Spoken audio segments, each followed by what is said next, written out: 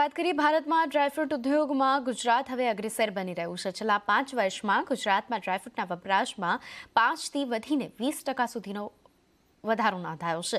ગુજરાતમાં કાજુ પ્રોસેસિંગ એકમોમાં વધારો નોંધાયો અને જેમાં 400 એકમોમાંથી સૌથી વધુ એકમો અમદાવાદમાં છે.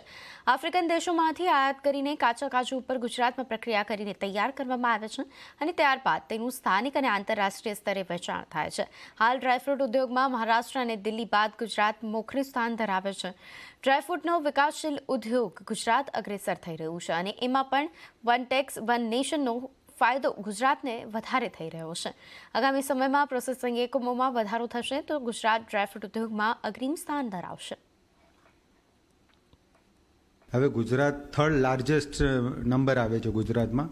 ડે બાય ડે કાજુ પ્રોસેસિંગ બી બૂસ્ટ બહુ વધી રહ્યા છે અને ડ્રાયફ્રૂટનો બી આફ્ટર કોવિડ પછી કન્ઝમ્પશન ખૂબ સારું વધી રહ્યું છે. અત્યારે રિટેલ માર્કેટ હું તમને કહું તો ઓલ ઇન્ડિયાની 56,000 કરોડની રિટેલ માર્કેટ છે. તેમાંથી 25થી 30% રેશો ગુજરાતનું છે.